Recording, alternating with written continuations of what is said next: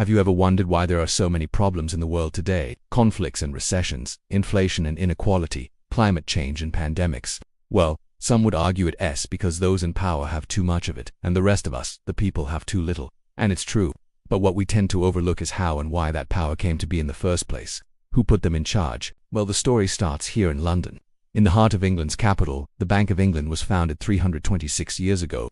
Back then, the main job of a central bank was to ensure that gold and silver were available for anyone who wanted to exchange their paper money for precious metal.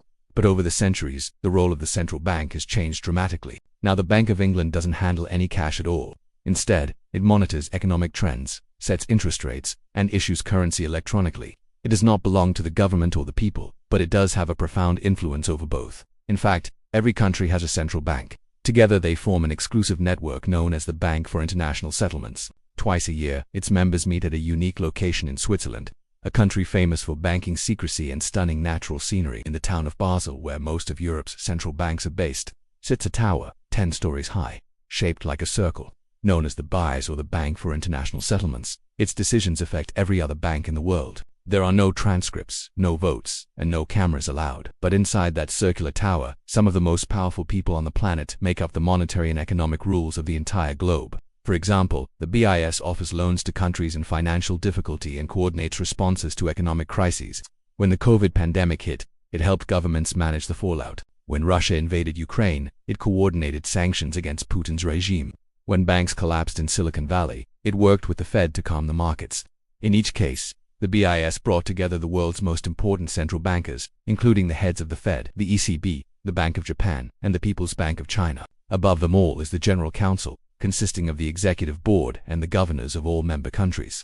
Not coincidentally, they meet twice a year in the circular tower, 1 week before the start of each G20 summit. But the BIS isn't the only body that helps shape the world economy. Just across town in Zurich, the chairman of UBS, the Swiss bank at the center of a money laundering scandal involving Russian oligarchs, reportedly hosted an unofficial dinner. Guests included the presidents of the World Bank and the IMF, the heads of the OECD and the UN, as well as the prime ministers of Sweden and Norway. Yes, you heard correctly. Not elected officials, but the chairman of the biggest banks in the world. Again, there were no transcripts, no votes, and no record of the meeting. But the decisions made at dinners like these do get leaked. And sure enough, the next morning, the Swiss newspaper Sonntagszeitung published the agenda item by item. How to deal with the war in Ukraine, how to sanction Putin, how to protect the global economy from recession. That's right, bankers making policy. Making matters worse, these same bankers are also investors. In fact, the 3 biggest asset managers in the world, BlackRock, Vanguard, and State Street, collectively own most of everything. Together, they manage $20.4 trillion in assets, more than the total annual output of the United States. All 3 were founded by conservatives who argued that free market capitalism should be managed by professionals, not politicians. And they may be right. After all, between 2008 and 2016, BlackRock alone made $9.6 billion in profits from taxpayer bailouts following the 2008 financial crisis. But here's the problem. You and I are also clients of these firms.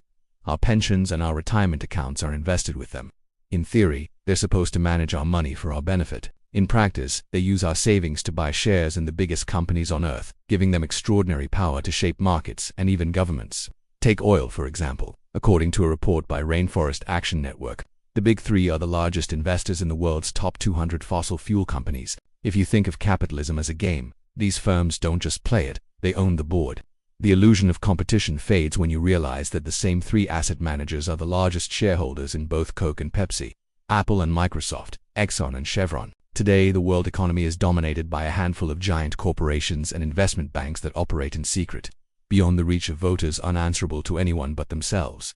Once upon a time, politicians used to regulate these institutions. But over the past 4 decades, the tables have turned, and now these organizations are the ones calling the shots. So the next time you hear a politician promising to fix the economy, remember this: they're not the ones holding the strings. The real question is not whether anyone controls the world economy. The real question is whether the people ever will.